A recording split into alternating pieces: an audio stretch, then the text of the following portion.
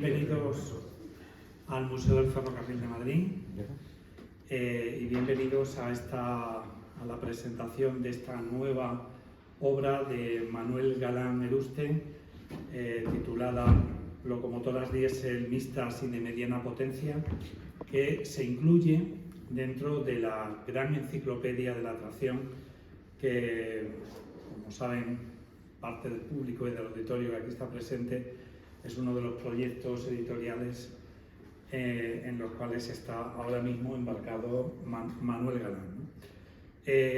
Como sabéis, el primer volumen se presentó aquí el año pasado, en noviembre, y ahora aparece este segundo volumen y seguro que nos explicará más adelante cómo va el resto de la obra, ¿no? De esta interesante obra. Bueno, en la tarde de hoy, junto con Manuel Galán, se encuentra en la mesa Miguel Muñoz Rubio, historiador, que ha escrito el prólogo de este segundo volumen. Bueno, Miguel Muñoz es historiador del ferrocarril, en mi opinión, uno de los más importantes historiadores del ferrocarril en España. Su obra principal fue la historia de Renfe, que fue materia de su tesis doctoral. A lo largo, bueno, tiene grandísimas contribuciones a la historia del ferrocarril en España.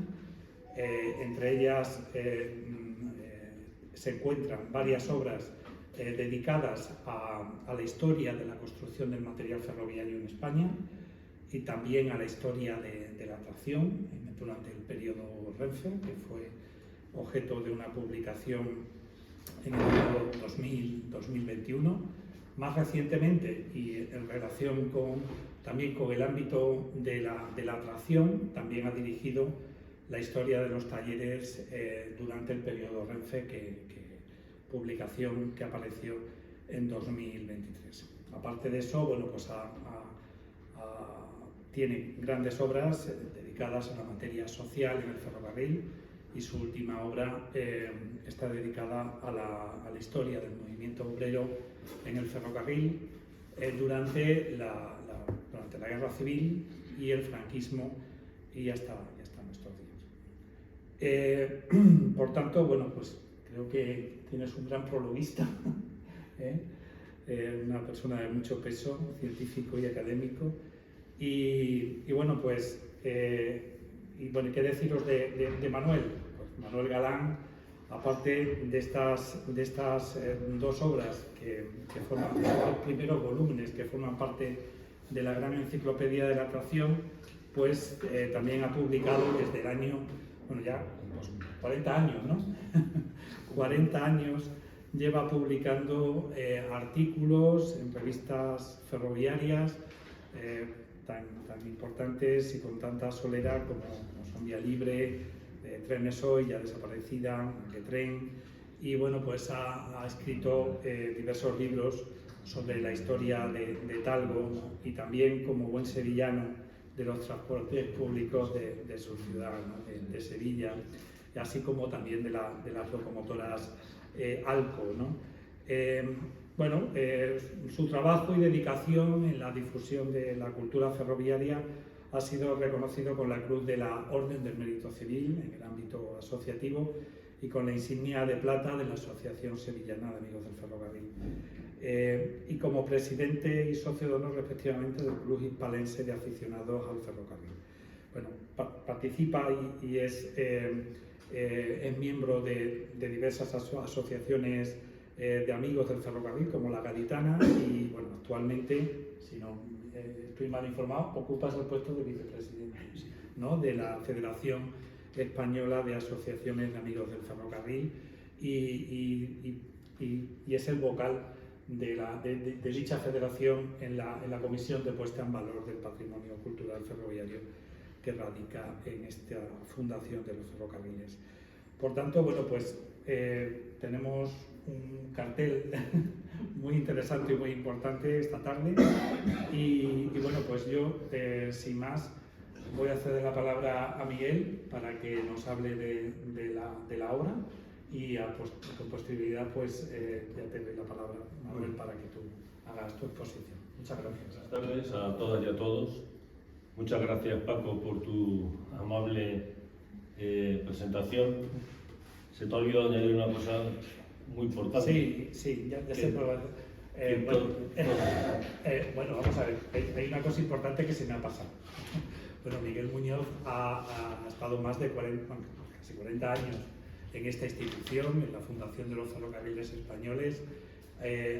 Ha tenido diversos puestos de responsabilidad, entre otros, como director del Museo del Ferrocarril de Madrid, cargo y responsabilidad que tuvo entre 2010 y 2012. Y no sé si me he olvidado alguna cosa más. Bueno, no iba a lo que se te ha olvidado. Bueno, pero es que eso tenía que decirlo, ¿eh? No es exactamente lo que acabo de decir. Lo que quería decir es que prácticamente la totalidad de mis trabajos se han realizado en esta casa. Sí. Los he realizado para la Fundación y para el museo. Bueno, muchas gracias, en todo caso, a la Fundación y al museo por haberme invitado a participar en este acto.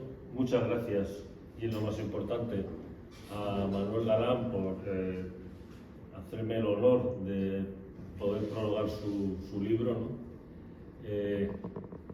La verdad que la presentación de un libro es para mí uno de los acontecimientos culturales más importantes a los que podemos acudir, ¿no? Y si el libro es bueno, como es el caso, y aborda un tema que nos interesa, pues todavía con más motivo, ¿no? Bien, el mérito del libro comienza por el propio fin que lo motiva, ¿no? Es decir, el plantearse hacer una enciclopedia sobre cualquier cuestión, y en este caso sobre una cuestión tan especial como son las locomotoras o los vehículos de tracción térmica o de tracción diésel, pues es un esfuerzo realmente extraordinario, ¿no? Que muy poca gente se atreve a hacer, ¿no? Y claro, lo puede hacer Manuel porque aunque todos los que estamos aquí le conocemos y ya Paco ha adelantado o ha dado las principales pinceladas de cuál ha sido su trabajo, yo creo que es obligatorio volver a referirse a ella, ¿no? Manuel lleva 40 años investigando y divulgando un aspecto de la historia del ferrocarril muy concreto, ¿no? A diferencia de muchos otros que nos hemos dispersado a lo mejor en muchos temas, él ha tenido, no sé si el acierto o la virtud, bueno, como vamos a llamarlo, de concretarse en un tema, ¿no? Que son estos tipos de vehículos, ¿no? Y ha contribuido con notables aportaciones, ¿no? Y en particular con una de ellas, ¿no? Que son las locomotoras ALCO, ¿no? Las locomotoras norteamericanas que han tenido una gran importancia en la historia de la tracción española, ¿no?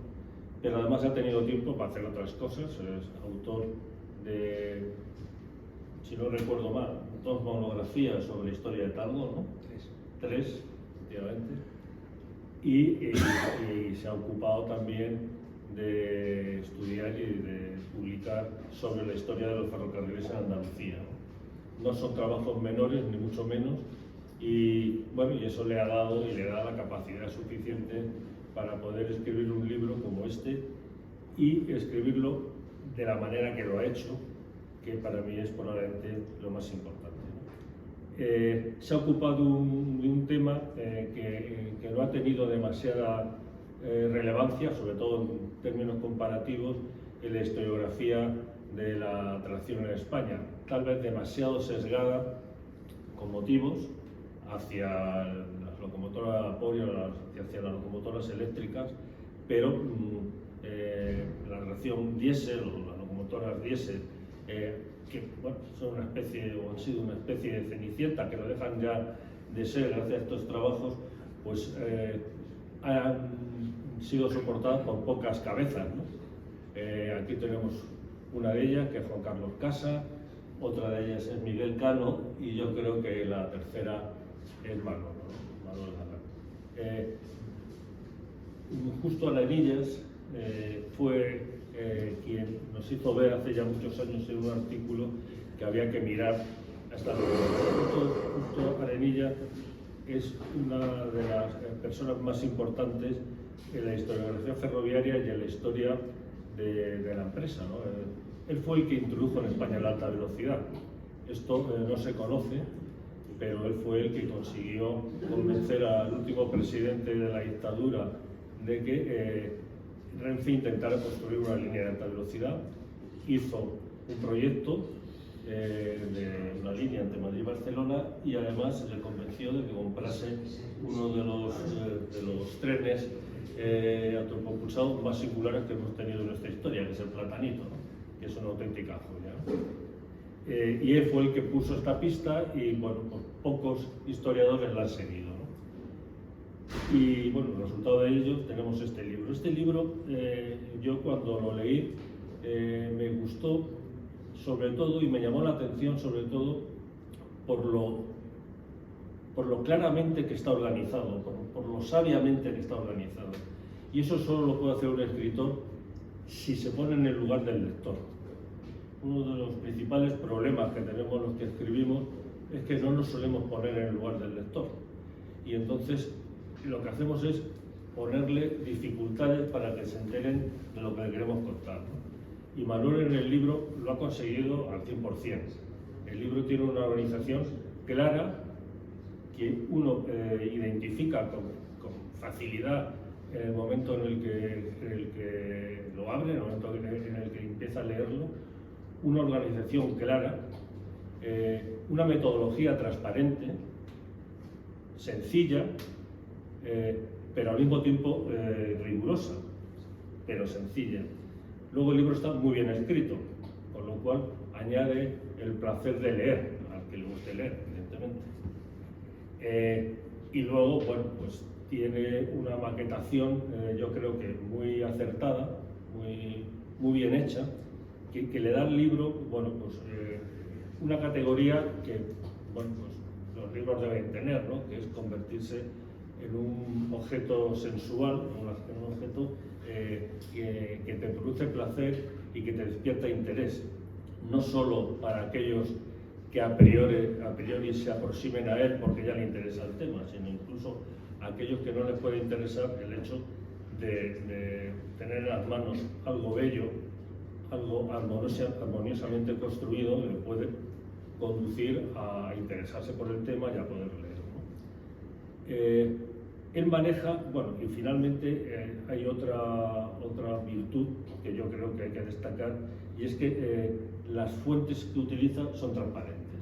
Esto es muy importante, es decir, si uno escribe algo, tiene que dejar muy claro de dónde saca la información que maneja y que evalúa, ¿no? Y esto está muy claro en tu obra, y porque te permite investigar, si quieres investigar, te permite discutir las cosas que dice. En definitiva, es un acto de humildad, porque significa reconocer el trabajo que han hecho otros anteriormente y que están haciendo, ¿no? Y cumples con todos esos requisitos. El libro tiene una estructura narrativa que maneja tres discursos distintos a la vez. Por un lado nos cuenta la historia institucional de las piezas, nos cuenta las características tecnológicas de estas piezas, de estos vehículos, y al mismo tiempo añade una erudición, ¿no? Una erudición sobre todo cuando tienes la suerte de toparte con algún prototipo, ¿no? que ha llegado y en el que te regodeas claramente, ¿no? Es decir, la experiencia de poner un prototipo en funcionamiento es una experiencia sumamente interesante, ¿no? Fracase o acierte, ¿no? Da lo mismo. Es, digamos, el banco de ensayo donde se está probando las ideas, las teorías, etc. Bueno, podríamos poner muchos ejemplos, pero voy a poner uno, que es el del apagón de luz del otro día, donde los ingenieros que tuvieron que encender la luz, pues parece ser que se lo pasaron bastante bien desde el punto de vista profesional, porque pudieron comprobar unas teorías que habían venido construyendo a lo largo de muchas décadas y que no sabían si existían, ¿no? Lo mismo que los físicos cuando un acelerador de partículas consigue crear o encontrar una partícula que sustenta una teoría, etc. Y eso se nota en tu obra, se nota en que te gusta, ¿no? Y eso yo creo que lo logras bastante bien. Además, estos tres discursos narrativos tienen dos niveles, en principio, no voy a decir antagónicos, pero sí polares, ¿no? Por un lado, lo que es hacer microhistoria, hacer la historia de una pieza, de un caso muy concreto, y a la vez estar construyendo la historia general, ¿no? Eso no es fácil, yo creo que lo logras bastante bien, y bueno, eso pues ayuda a la lectura y ayuda a continuar con ella. Y luego finalmente, bueno, el libro está magníficamente ilustrado. Las fotografías no son meros añadidos decorativos, que no es en absoluto criticable que haya elementos decorativos, los tiene que haber, ¿no? Lo que tiene que ser que sean buenos y bien elegidos. Pero además hay fotografías que son interesantes desde un punto de vista histórico, ¿no? Fotografías de las primeras fotografías, por antes de algunos de los prototipos que llegaron aquí y que se pusieron en marcha, ¿no? En definitiva, bueno, pues es un conjunto, yo creo que muy acertado. A mí desde luego me ha gustado mucho, me ha aportado a lo que yo conocía, humildemente conocía sobre este tema, ¿no? Y bueno, yo creo que todo aquel que tenga puesta su afectividad en el ferrocarril y particularmente en los vehículos tractores, pues le merece la pena adquirir el libro, leerlo, disfrutarlo, y una vez destilado el conocimiento que en él hay, pues guardarlo como un objeto de colección, porque realmente también lo es, ¿no? Y bueno, hoy es tu día, yo no quiero hablar más. Simplemente me queda darte las gracias por haber hecho este trabajo, darte las gracias por haber contado conmigo para prologarlo, repito que es un honor, darte la enhorabuena y desearte el mayor éxito con este libro, que yo creo que lo tienes garantizado, y con los siguientes. Y nada, muchas gracias por vuestra atención.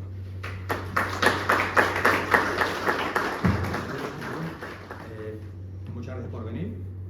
Muchas gracias a vosotros dos. Habéis puesto el listón altísimo.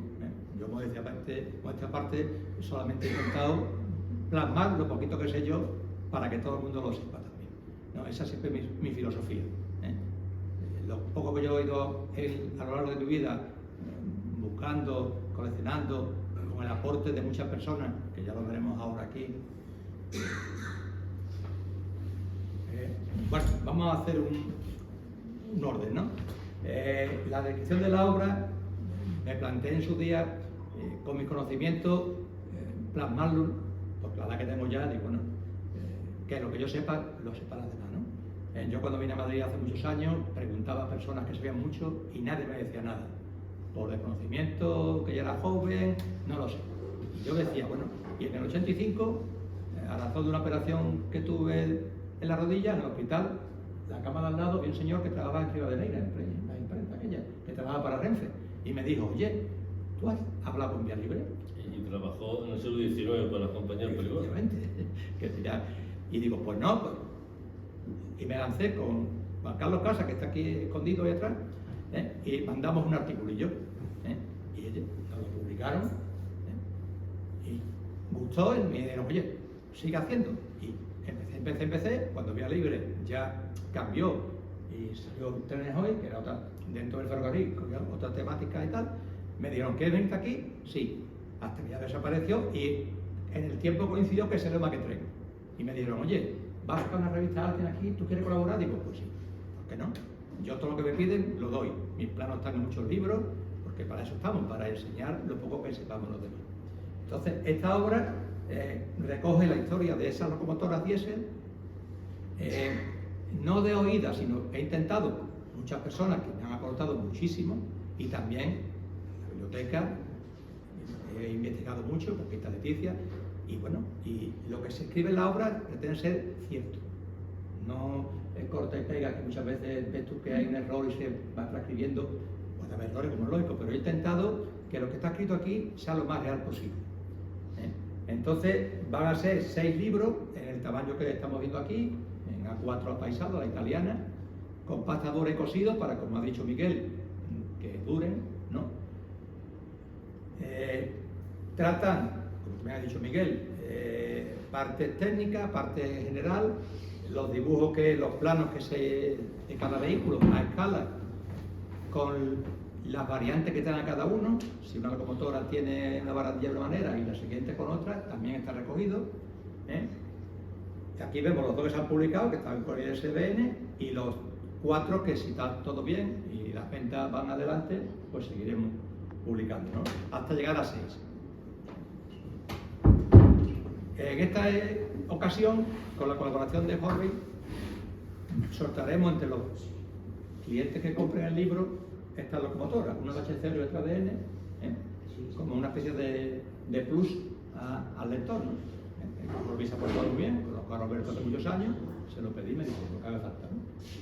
Y aquí tenemos que los que lo compran pues rellenan un boletín y de un concurso que haremos en el junio. Y vamos a entrar ya con lo que es este libro, ¿no? Como ha dicho antes Miguel, siempre hay que reconocer quién te ha ayudado, porque no hace uno solo nada, siempre tiene la ayuda. Aquí recogemos las personas que han colaborado con este libro, de una u otra manera. José Manuel García Torresano, que también lo tengo aquí, me ha aportado muchas fotos de su archivo, un archivo maravilloso que tiene, de muchos años. César Moeda, que está aquí, y todos los que están aquí, ¿no? También, importante, la maquetación, lo tenemos aquí, el maquetador, Raúl Hernández, que está aquí calladito, pero es un fenómeno haciendo estas cosas.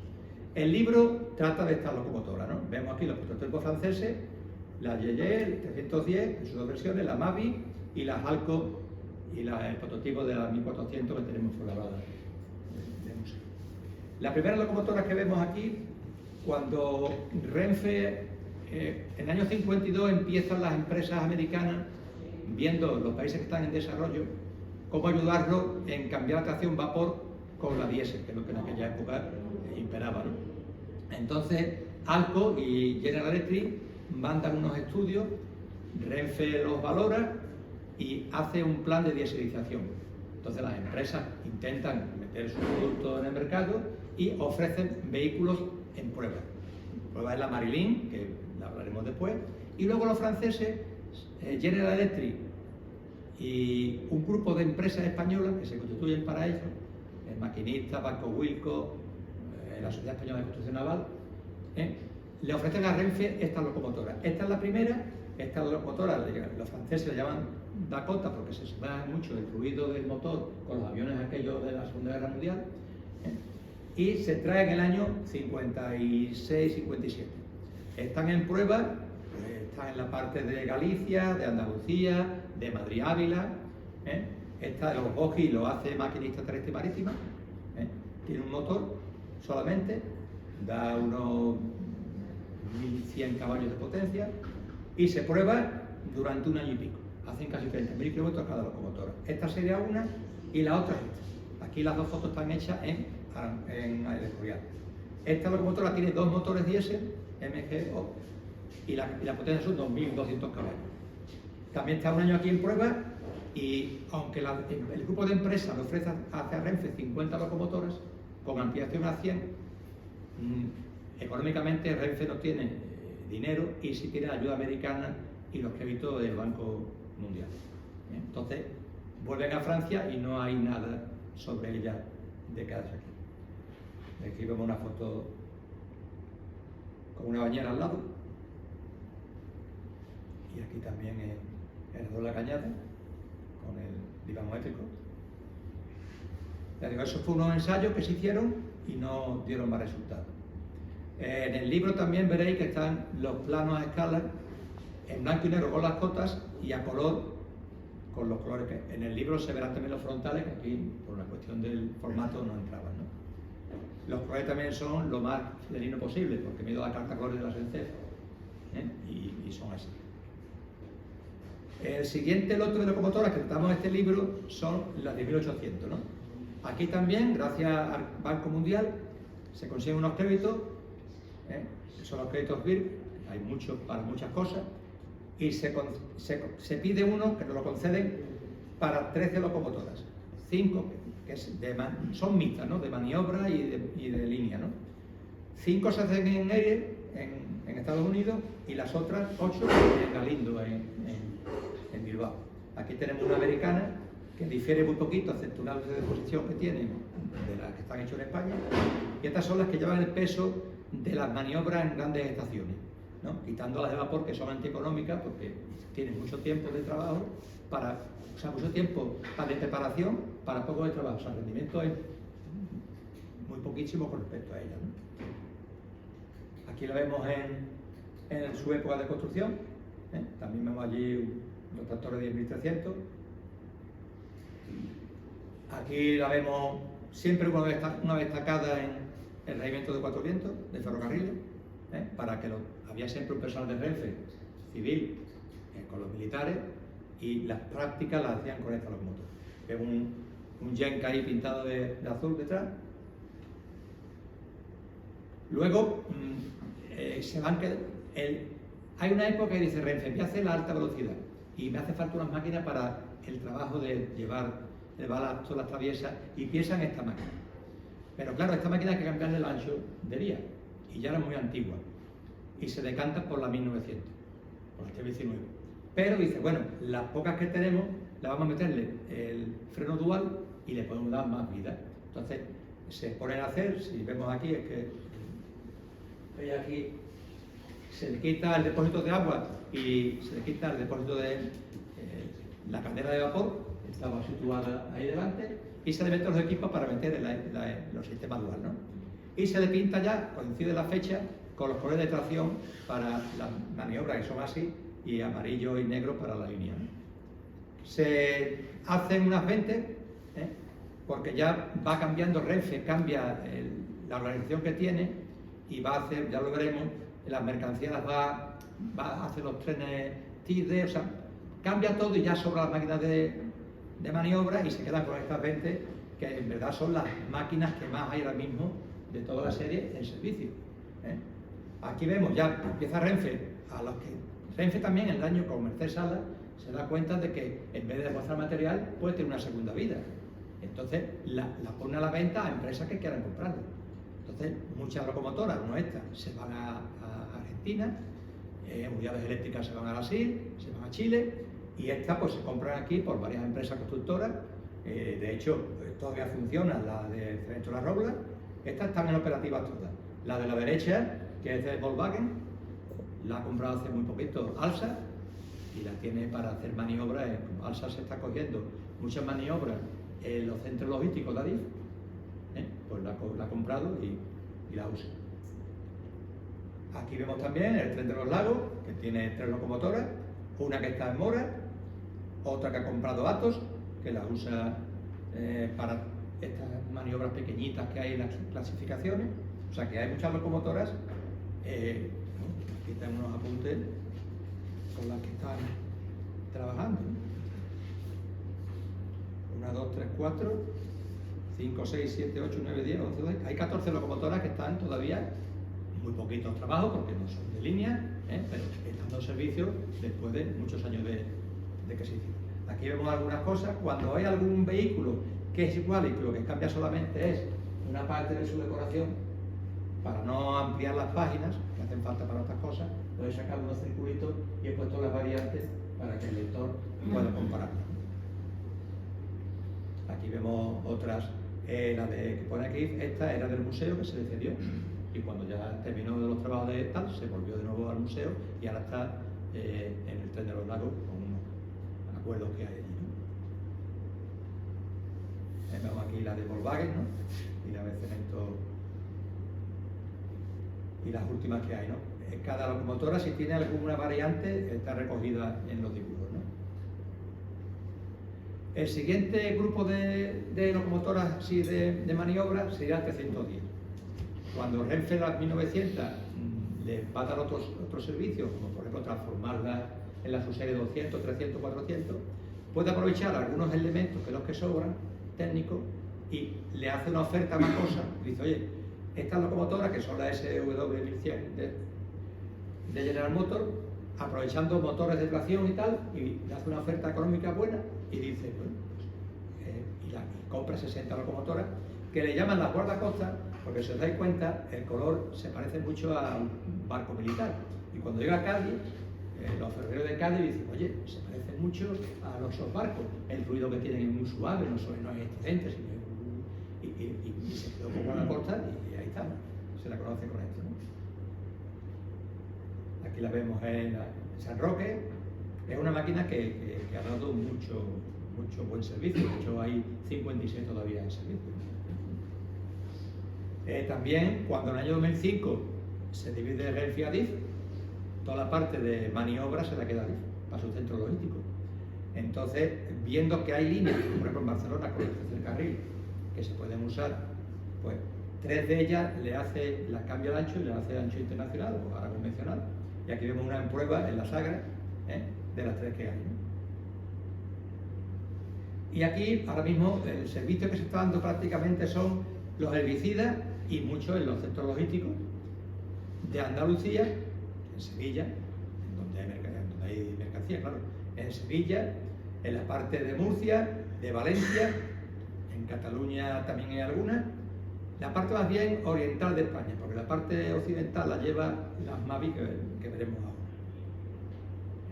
Suelen ir en doble para que el maquinista pues tenga visibilidad, ¿no? Y aquí vemos, la que vemos arriba no llegó a producirse esa decoración, era un proyecto que tenía Renfe cuando los trenes estrella, y después pues cambió a tracción y ya, pero vamos, era Mendoza, que era un gran dibujante, lo plasmó y yo estuve en Macosa, también en San Vicente, en aquella época, me lo confirmaron, ¿no? Y aquí vemos otras variantes, también todos los colorines que hay de pegatinas de 200 unes están reflejados ahí, ¿no? El gancho automático, en fin. Renfe, el siguiente serie, la 310, su serie 1, 100, Renfe en los años 90 dice, estas mercancías que llevamos los tecos, los quería especializar. Y voy a hacer 2 tipos, uno de larga distancia, de 700 kilómetros de longitud, y otro de media distancia sin paradas intermedias. Y entonces se fía en un modelo que es el cargo printer de la DB. Y habla con la DB y llegan a una serie de acuerdos para traer uno aquí y probarlo. Pero al final no se materializa y dice Renfe, bueno, pues yo voy a hacer uno por mi cuenta. Y coge 2 vehículos de estos, 2 310, van al TCR de Málaga, con el asesoramiento de la Universidad de Málaga, el TCR de Madrid y de Valladolid, y diseñan este vehículo. Que si os dais cuenta, esta fotografía tiene la matrícula 075, que estuvo muy poquito tiempo, porque a los 2 o 3 meses le dijo Renfe que había que hacer una serie de 100. Entonces, esta foto, que es de Pérez Lanuza, un maquinista de Renfe, que me la ha dejado, histórica, porque estuvo muy poco tiempo y poca gente la tiene. Entonces, eran todos los motores, una cabeza de trancola con 8 vagones intermedios, comunicados por un cable, y se hizo una prueba aquí en Madrid y se llevó a Galicia para hacer los trenes de residuos sólidos urbanos entre Orense y Tobadela. Pero ¿qué ocurre? Que esa era una línea que tenía muchas rampas y este tren esta locomotora no tiene freno neumático. Entonces ocurre que el gasto de la zapata era enorme. Y también la acusaba, entre comillas, de que producía incendios en las vías con las chispas. Entonces estuvo unos 3 años y la quitaron de ese servicio. Vino una a Madrid para hacer unas pruebas de aquí a Aranjuez, porque las iban a hacer un centro logístico que se hicieron todas las vías catenarias y al final no resultó. Y otra fue a Algeciras, para hacer entre San Roque y la terminal del puerto, para Interquisa, unos trenes. Eran 28 kilómetros, evitaba 2 inversiones de marcha, pero tampoco dio resultado.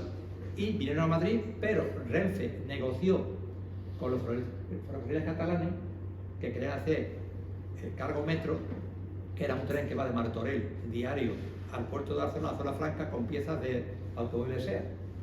Entonces va vacío en la parte más difícil de la línea y cargado en la más suave. Entonces llevan yo Renfe a FGC y llevan trabajando por más de 10 años sin ningún problema allí. Aquí vemos unas imágenes de cuando estaba en Galicia, era un tren deformable. Aquí el tiempo que estuvo en el PCR de Madrid, de Villaverde. Aquí los planos de los dos vehículos, con su diferencia, como veréis, las barandillas son diferentes aquí, porque cada modelo tenía esa diferencia. Y bueno, ya te digo, está ahora mismo en servicio y muy bien. El siguiente proyecto que se embarca Renfe es esta locomotora, que se llama MAVI, porque es el acrónimo de las iniciales de Maquinista, Ateinsa, Balco Wilco y el INI. Que solo el INI tenía una serie de bienes y equipos de empresas y estaba esa.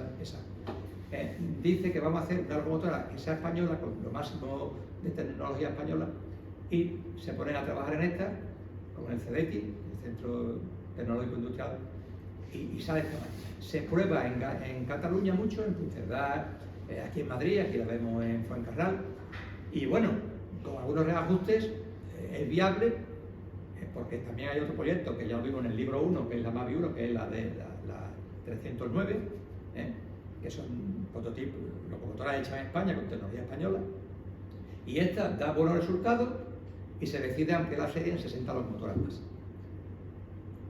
Aquí vemos ya, le ponen, como tiene algunas variantes, la titula 301-100 para diferenciarla con esa primera. Ya ha cambiado la decoración de estrellas en ese impasse de tiempo que se construye. Aquí vemos por los dos costados, vemos el frontal radiador y el otro en los armarios, y se hacen 60 locomotoras. Estas son las que están trabajando prácticamente en toda la parte occidental en el centro logístico. Una fue a Sevilla para probarse, pero el calor de allí no le hacía mucho bien. Y la llevaron en verano y duró un mes, y aquí tuve yo la suerte y la oportunidad de estar por allí y la cogí. Aquí la vemos aquí también en Abolligar. Y, como he dicho antes, en 2005, cuando Renfe y Adif se separan, pues todas las máquinas pasan a Adif y aquí las tenemos. Muchas de las locomotoras de las que estamos viendo aquí están operadas por operadores privados, que son las contratas que están en Villaverde, que están en Fuente San Luis, que están en El Moró, en Barcelona, pero una de las cláusulas que dicen los contratos es que Adif tiene que mantener su color de marca y todo eso. 3 locomotoras las tiene Renfe, sin ser Adif ni para servicio tal, y las usa para hacer bien en Talgo o bien aquí en Villaverde. En Talgo tiene siempre 1 o 2 para mover las composiciones de Talgo en las batas. Y otra está allí en Barcelona, pues en San Andrés. Aquí vemos también el plano, os dais cuenta que el prototipo era diferente, que tiene una chimenea más, bueno, una luz aquí que no tiene otro. Vamos a ahorrar coste, y como era decorativa, pues la quitaron. Y aquí vemos las diferentes coloraciones que ha tenido. Ya pasamos a las locomotoras de línea, que estas todas eran mixtas de línea. Como ha dicho Miguel antes, también la Casa Alco se introduce en España, he seguido una cronología de series, ¿no?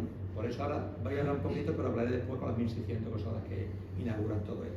Esta locomotora también pide un crédito a España, a Estados Unidos, para renovar los carriles. Pero se da cuenta que la parte oriental, la parte de las minas de Almería, las de vapor les cuesta mucho trabajo, las trifásicas da muchos problemas, se hacen 4 locomotoras 21-24 que la hace Secherón y no hay manera de que funcione. Y entonces, bueno, a ver si ese proyecto que vamos a hacer de presupuesto de carriles, podemos hacer algunas locomotoras. Entonces pide que cambien un dinero por 40 motores diésel para hacer 40 locomotoras que sean con poco peso de eje, y si se consigue ese crédito, luego la casa que haga las locomotoras se da después.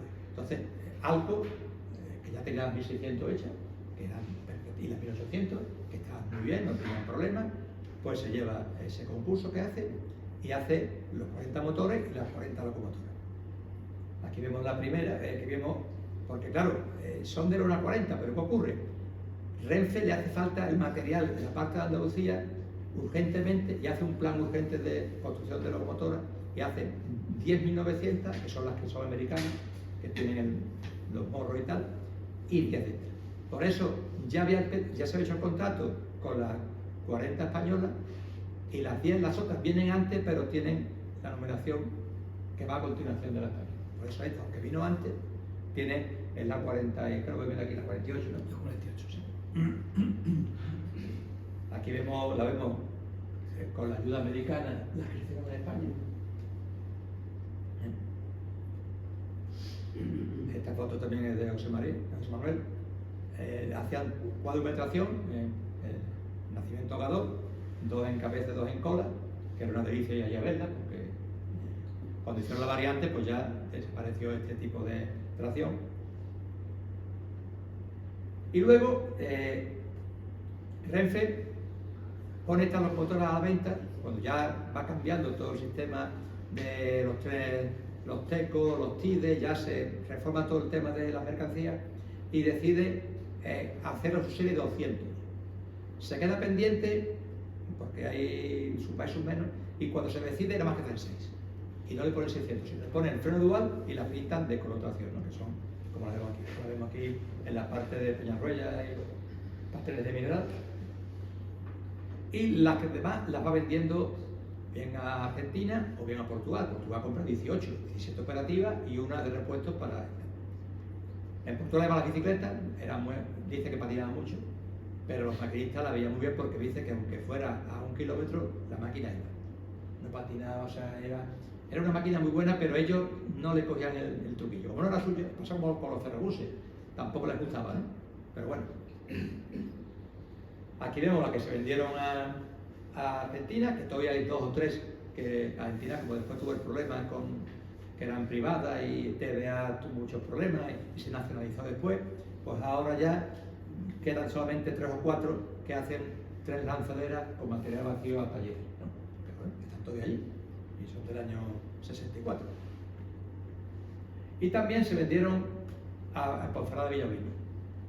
Era una oportunidad, era una máquina muy potente, muy buena, y que lo único que había que hacerle es cambiar el ancho de vía, y compraron esta, que ya después de que cerrara esta empresa, una la tienen allí en el museo, que la quieren restaurar para hacer trenes turísticos en esa línea, y las otras, una se vendió a Argentina, que está trabajando allí, y ahora se ha retrochado, como dicen ellos, al ancho otra vez argentino, que es 2 milímetros diferentes al metro, y sigue funcionando eso.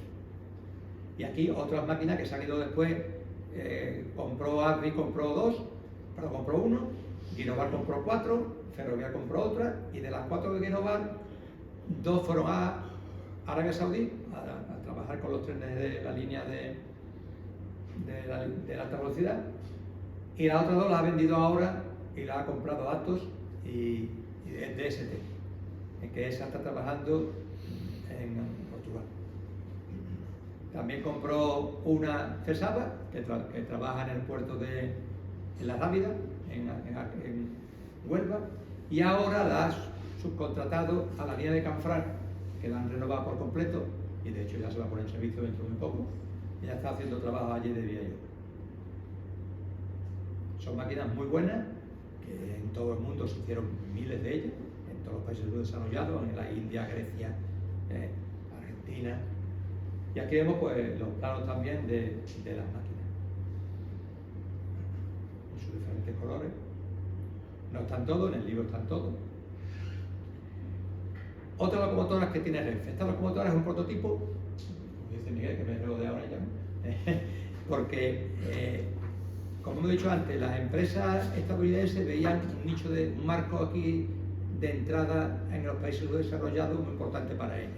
Entonces hacen acuerdos, algo con Euskalduna y ellos con Macosa. Hacen un acuerdo y dicen, bueno, construimos una locomotora y la probamos, a ver qué tal va. Y están trabajando en Renfe, hacen un acuerdo con Renfe, está la GL12, la L, el modelo G12 de todo el mundo, pero la L era light, porque era más liviana, para que pudiera circular por todas, porque la parte de Renfe, que no tenía la regulación de la vía, más de 14 toneladas por metro no podían circular. Se hacía la vía, en fin. Y entonces esta consiguió tener menos de 14 toneladas por metro, por eje. Entonces está unos años trabajando aquí, Vemos estos los colores originales. Cataluña, cuando estuvo en prueba, le da atracción a Shanghái, en fin. O sea, y bueno, y dio muy buenos resultados. Entonces, Renfe hace una ampliación, pero ve que puede hacerlo un poquito más potente, y lo que hace el siguiente concurso que hace es la 1900, que es esta, pero con mayor potencia. Entonces se queda solamente ella, y Renfe la compra en el año 66 y la multiplicó con 1400. Esta locomotora siempre prácticamente estuvo por Murcia, por Valencia, estaba de San Luis, hizo una temporada el tren herbicida por toda España, y después se quedó asignada a Játiva, para Játiva Alcoy. Hasta que un buen día, pues se rompió el cigüeñal, se trajo aquí, y en el TCR vio que era inviable económicamente por la antigüedad que tenía hacerlo, y pasó al museo. El museo, su idea era ponerla en servicio, pero económicamente no había manera, y hizo un acuerdo con Oslot para que con una Mikado y una francesa se pudieran exhibir en la fábrica que la hizo. Estuvieron allí, pero allí el clima salino que estaba al lado de Valencia, total, estuvo unos años, y al final Oslot, que ahora es Stadler, se amplió mucho la fábrica porque tiene una producción enorme, y se habló con el museo y según acuerdo, bueno, pues la traemos aquí a Madrid. ¿Dónde? Pues con Fuenlabrada, que es la subsede del museo, y Cobo Calleja, que pagó el transporte, y está la universidad donde se puede visitar el día que quiera, pues está todo el día abierto, y está muy bien conservada allí. Le han hecho una vallita, está muy bien, ¿no? y la podemos ver allí, ¿no? Era única en su género. Aquí vemos esos colores que están arriba, son los originales, porque yo en mi correría de juventud me dieron una fotocopia allí en Macosa, y me tuvieron el detalle de ponerme RAL 428. Fui aquí a Grasulir, que estaba en Villaverde en su día, y me dijo: toma, la carta de colores.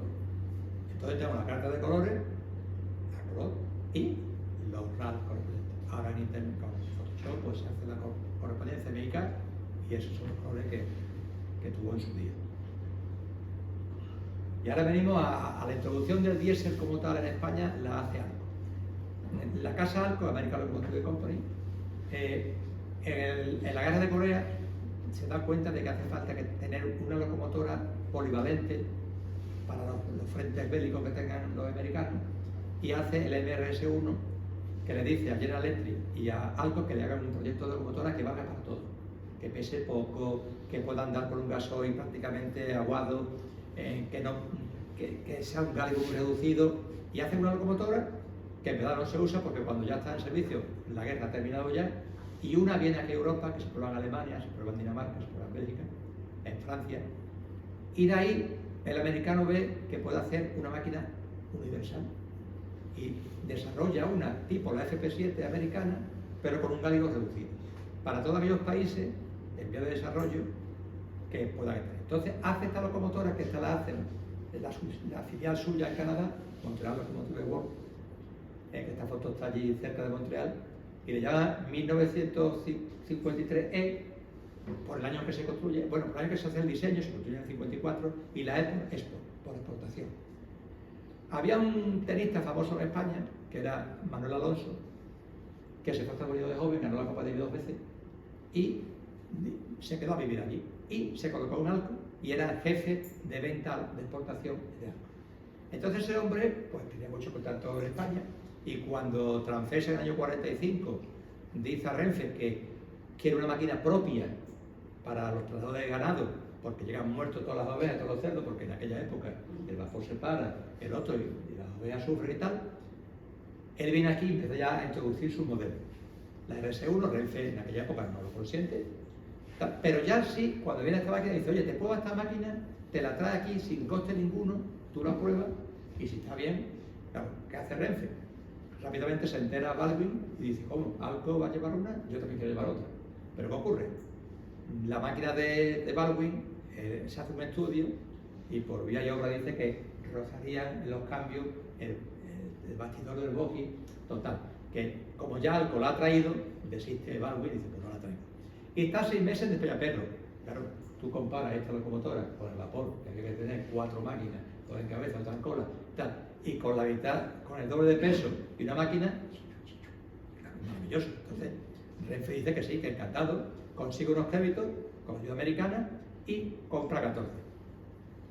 Aquí vemos esta locomotora es una foto en color que me dio un estadounidense, que ya ha fallecido el hombre, que ya era un americano, de algo, porque son muy propios, pero bueno, entablé amistad con él y es en color de como estaba aquí, porque sí se rumoreaba siempre que se amarilla. De hecho, yo en el año 85 publico en Vía Libre un color azul, amarillo y verdoso, que es lo que se destilaba.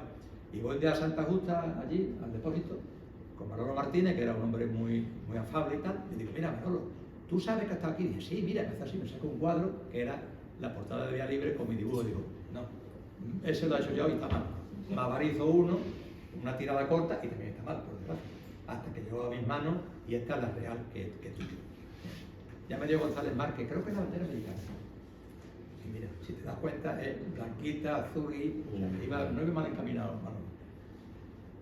Entonces se compran 14 locomotoras que van todas a Sevilla. Tienen el escudo de la ayuda americana que vemos aquí delante y está pintado de color plata y verde. Claro, se hacen con los trenes más importantes, los expresos, los rápidos. De hecho, en aquella época, me cuentan los maquinistas ya antiguos, que había una máquina siempre de reserva en Sevilla por si se averiaba una. Porque si se averiaba uno, tenía que ir otra de igual modelo para el tren, no una cualquiera. Entonces tenían una reserva allí, que se avería en Córdoba, ¡pum!, quieto.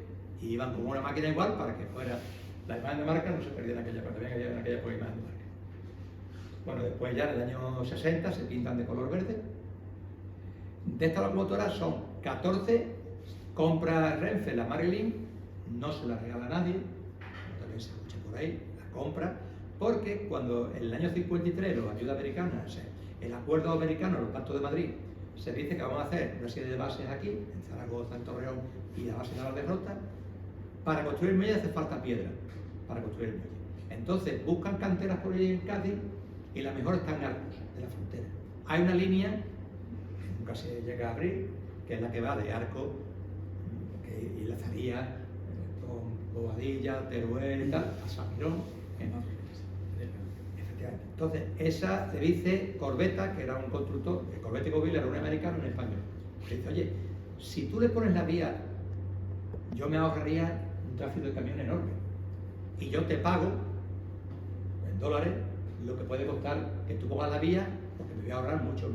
Entonces Renfe lo ve bien, pone la vía sin balasto y hacen 2 trenes diarios llenos de piedra. Entonces le da un dinero y compran para que compre 2 locomotoras, que son las 16 y 17, que no tienen la ayuda americana a la placa.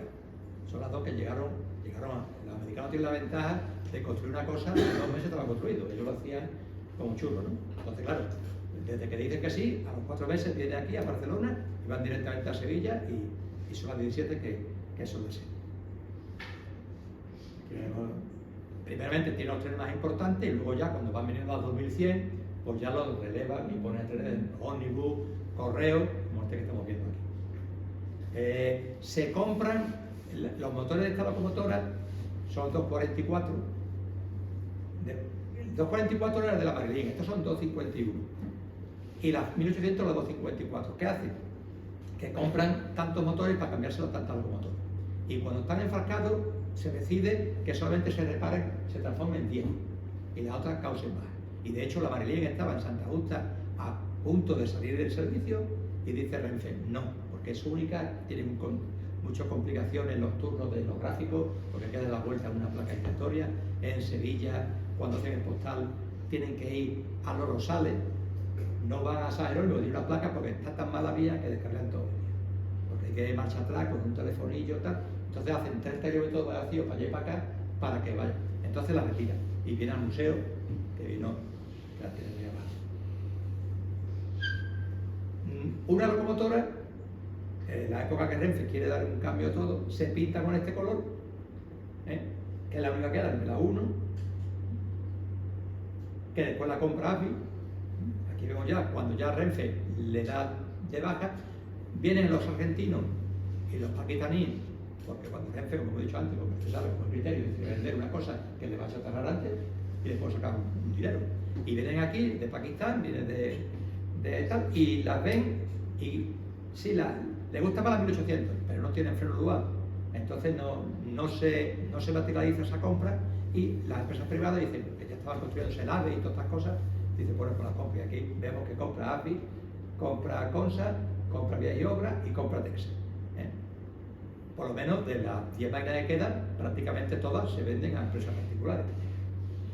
También se vende una Neopool, que va a Portugal, que después de trabajar un poco allí estuvo abandonada mucho tiempo y hace un año y pico le han reflotado y la tengo la de la derecha del todo, en Neopool SACIR, instalada, haciendo servicio allí de mantenimiento de vías y tal.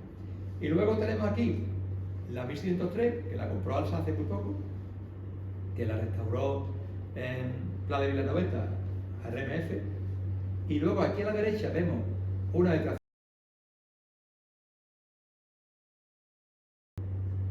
que hasta mucho tiempo tenía celada, porque le faltaba un eje, y al final cuando decidieron que saliera a la vía, se quedó el León allí, y al final la han comprado y la han vendido a Cataluña, a una empresa que se dedica a mantenimiento de vía y obra, en que se llama SRC, Spanish Railway Company, y se la llevarán allí para no sé qué servicio van a hacer. Pero que no, ha estado pintada de azul, todo con sus logotipos y todas sus características, pero no ha circulado nunca. Aquí vemos los dibujos de la locomotora, una sola cabina, la Marelín, y la Nesbal, ¿no? Dos cabinas.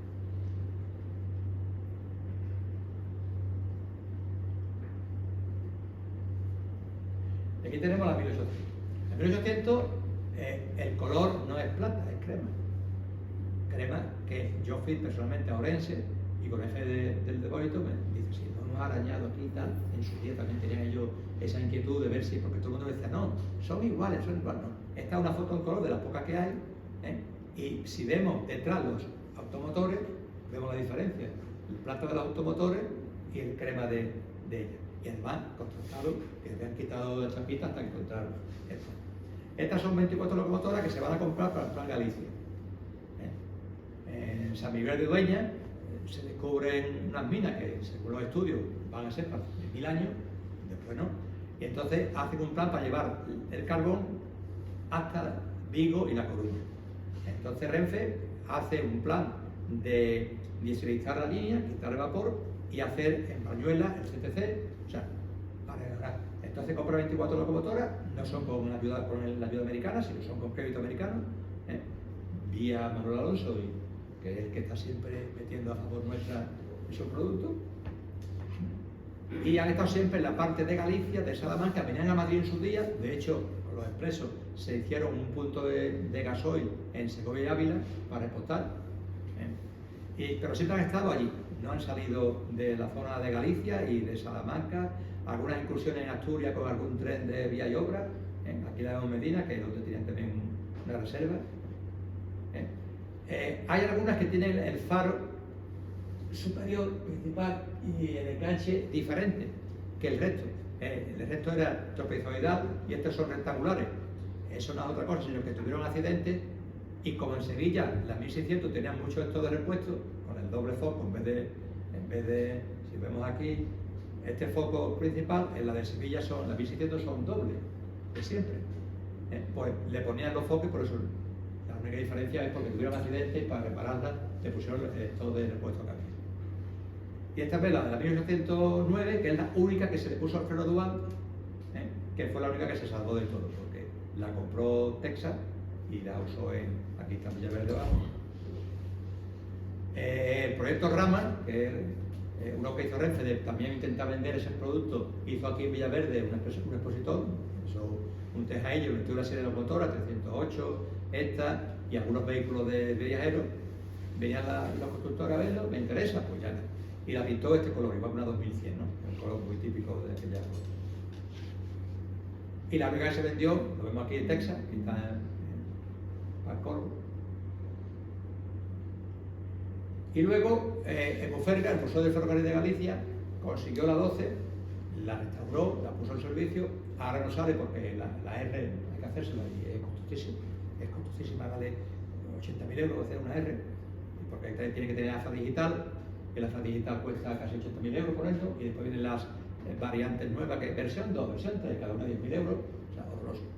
Y bueno, la arrancan de vez en cuando, antes sí, hasta que le caducó la R, pues estuvo trabajando, pero la tienen dentro, la sacan, la mueven un poco dentro de sus instalaciones y pintada con... Y aquí vemos también el color que tenía. Bueno, esto es un resumen de las locomotoras que hemos visto, las cantidades que se compraron, la potencia a la derecha y los constructores, ¿no? En el siguiente libro trataremos de las 1900, tanto las españolas como las americanas. Estas son las 10 que hemos comentado, el plan de urgente que se compró. Y también haremos las 1900 retales, 200, 300 y 400, que son derivadas de esas 1900, que heredan sus motores, diésel de tracción.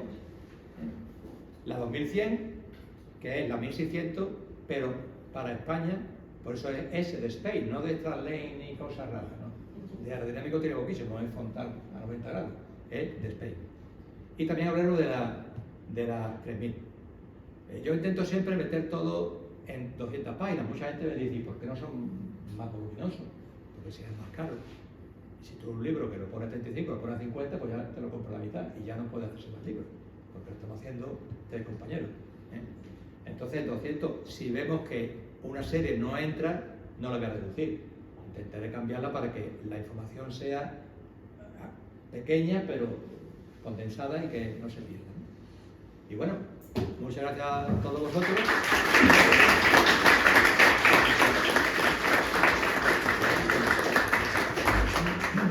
¿Tenéis alguna pregunta que sea fácil? Efectivamente, si tenéis alguna pregunta, pues aquí tenéis al autor, tenéis la oportunidad de hacerlo.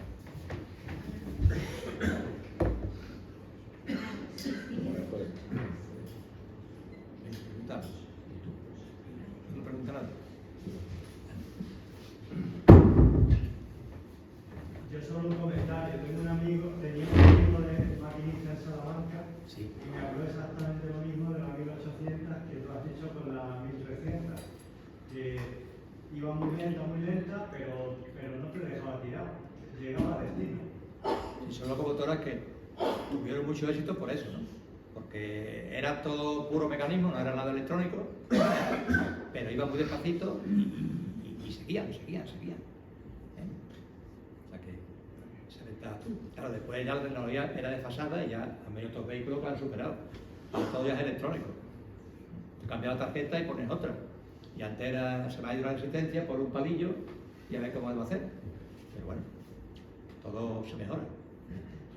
Y de hecho, leyendo sobre locomotoras americanas, decían por ahí que las EMDs pues tenían mejor motor diésel, pero las Alcos tenían mejores motores de tracción y tiraban mejor, por ejemplo, las cosas y todo eso. Hay un pequeño cosita con ello.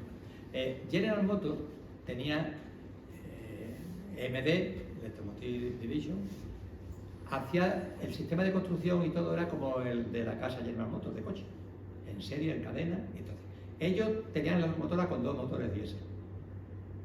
Entonces, si fallaba uno, a la mitad podía comer otro. Alco tenía una asociación con General Electric hasta el año 53, porque al tener un solo motor fallaba. Bueno, General Motors decía que me quedan las montañas rocosas, no te preocupes, hay una furgoneta al lado y ya estaba allí. Alco dice, ya iré, claro, y un solo motor, la máquina estaba ahí tirada con el tren. Entonces, el motor 244 dio muchos problemas y General Electric dice, está mi nombre manchando mi reputación, y se disgregó. Y General Electric empezó a hacer los motores y es prácticamente la que hay ahora, como que dice. Entonces, eran máquinas buenas, pero con esos pequeños problemas. Los motores eran Electric, no eran de Alco, los motores eléctricos. Alco tiene el motor. Después sí, las sucesivas variantes, de hecho el motor 254 y tal, está en muchos sitios funcionando todavía. Y se hacen piezas para convertir motores antiguos, sobre todo estáticos, estacionarios. Hay mucho, pero bueno, es cierto.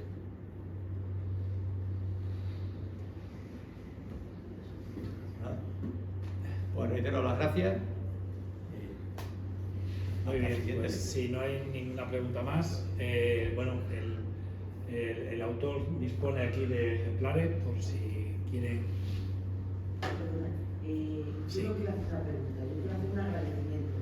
Muy bien, Raquel. ¿Vale? El Adelante. agradecimiento es por lo que dice la generosidad que es pública, de cuando él pide, solicita y tal, pero también hay que decir que cuando desde este museo hemos solicitado a Manolo o a otros compañeros, Carlos Casas, a cualquier información para completar la información histórica o documentar nuestros vehículos, siempre han estado ahí.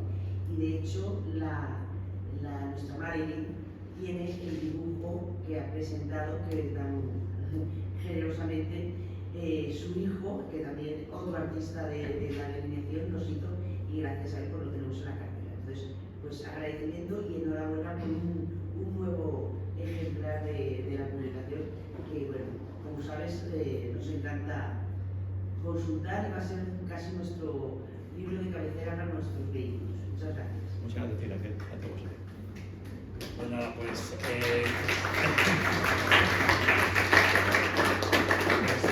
aquí tiene algunos ejemplares por si algún asistente quiere adquirir el libro y además gentilmente se lo puede firmar, dedicar Manuel.